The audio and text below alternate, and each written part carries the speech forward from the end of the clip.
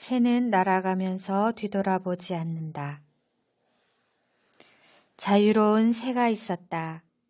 다른 새들과 마찬가지로 하늘을 날고 열매를 따먹고 맑은 목청을 자랑했다.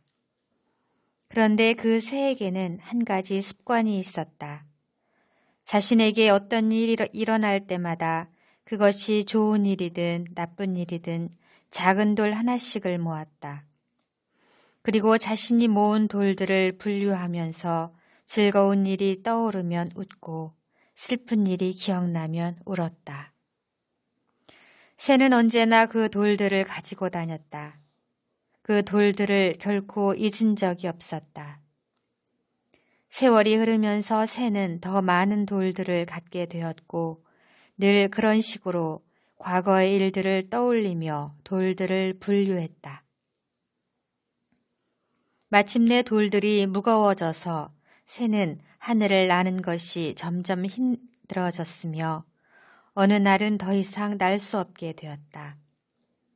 몇 년 전까지만 해도 하늘 높이 날던 새는 이제 땅 위를 걸을 수조차 없게 되었다. 혼자서는 한 걸음도 움직이기 힘들었다. 열매를 따먹을 수도 없었다. 이따금 내리는 비에 겨우 목을 축일 뿐이었다. 하지만 새는 끝까지 견디며 자신의 소중한 돌들을 지켰다. 얼마 후 새는 굶주림과 목마름으로 숨졌다. 그 새를 떠올리게 하는 한 무더기에 쓸데없는 돌들만이 남아 있었다. 새는 날아가면서 뒤돌아보지 않는다. 뒤돌아보는 새는 죽은 새다. 모든 과거는 좋은 것이든 나쁜 것이든 날개에 매단 돌과 같아서 지금 이 순간의 여행을 방해한다. 몇 해 전 네팔에서 히말라야 트레킹을 할 때 일이다. 포카라를 출발해 일주일 넘게 걸어 3,800m의 묵티나루로 가는 여정이었다. 사과 산지로 유명한 중간 지점의 좀솜 마을은 작은 공항이 있는 산악지의 요충지라서 여행자가 많고 숙소도 다양했다. 우리 일행은 공항 부근의 작은 게스트하우스에 묵었는데 여주인이 볼에 밥풀이 묻은 욕심쟁이였다. 방은 지저분하고 음식도 열악했다. 나중에는 비싼 가격 때문에 실랑이를 벌여야 했다. 트레킹 코스의 숙소는 하룻밤 묵는 곳에 불과하기 때문에 우리는 아침 일찍 배낭을 메고 다시 출발했다. 다음 마을인 무스탕 왕국 초입의 까르베니까지는 마른 강바닥을 따라 반나절 넘게 걸어야 했다. 얇은 물길도 통과하고 흔들 다리도 건너고 목에 종을 매단 노새들의 행렬과도 마주치는 그 길은 멀리 안나푸르나, 타올라기리, 닐기리 등 신비롭게 솟은 히말라야산 영봉들을 감상할 수 있는 아름다운 코스였다. 황량한 풍경 속에 노란 민들레와 청보리가 반갑게 나타나고 안을 기웃거리고 싶게 만드는 소박한 티베트 사원들도 있었다. 그런데 일행 중 한 명이 걷는 내내 좀솜 게스트하우스에서의 일을 우리에게 상기시켰다. 그는 이미 지나간 일에 대한 좋지 않은 기억과 불쾌한 감정, 그리고 그 이전 마을들에서의 또 다른 경험들을 비교하느라 현지의 여행을 즐길 수 없었다.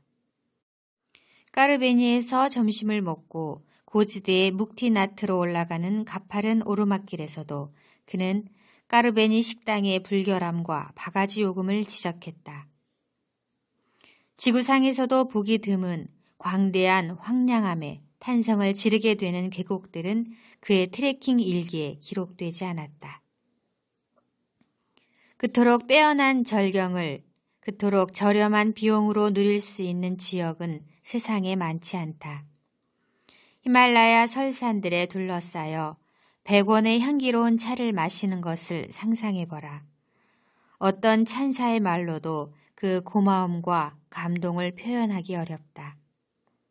그러나 그의 트레킹은 무거운 배낭과 부정적인 기억들에 짓눌린 여정이었다. 그가 마음을 데리고 가는 것이 아니라 마음이 그를 끌고 가고 있었다. 숨이 턱에 차는 가파른 길, 발바닥의 물집, 불편한 게스트하우스와 맛없는 음식의 경험 등을 다 포함하는 것이 트레킹이다. 좋은 것만 기대하면 트레킹은 불가능하다. 그가 계속 불평을 늘어놓자 일행들은 하나둘 그와 거리를 두고 걷기 시작했다. 그리하여 트레킹 일정 내내 그는 외톨이가 되었다. 마음이 과거에 일어난 일들의 분노를 느낄수록 현재를 사랑하기가 더 어렵다. 마음의 문제로 고통받는 사람들의 특징 중 하나는 과거의 일을 계속 곱씹으면서 그것에 의해 왜곡된 인식으로 자기 자신과 세상을 대한다는 것이다. 이런 이야기가 있다. 늘 화가 나 있는 사람이 영적 스승을 찾아가 말했다. 저는 언제나 화를 내고 사소한 일에도 감정을 억제하지 못합니다. 이유가 무엇일까요? 스승이 말했다. 그대는 어린 시절이나 젊은 시절에 받은 오래된 상처 때문에 고통받고 있다. 그것 때문에 많이 약해진 것이다. 저는 작은 일들 외에는 큰 상처를 받은 기억이 없습니다. 어떻게 먼 과거의 상처들이 지금의 나를 약하게 할 수 있죠? 스승이 옆에 놓여있던 작은 물병을 남자에게 주며 말했다. 손을 앞으로 뻗어 이 물병을 들어보라. 무거운가? 아닙니다. 무겁지 않습니다. 10분 후 스승이 다시 물었다. 무거운가? 조금 무겁지만 참을만 합니다.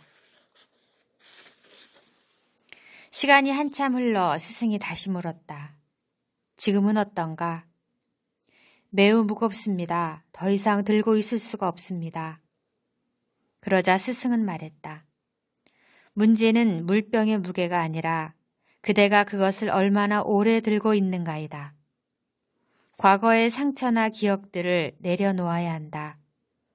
오래 들고 있을수록 그것들은 이 물병처럼 그 무게를 더할 것이다.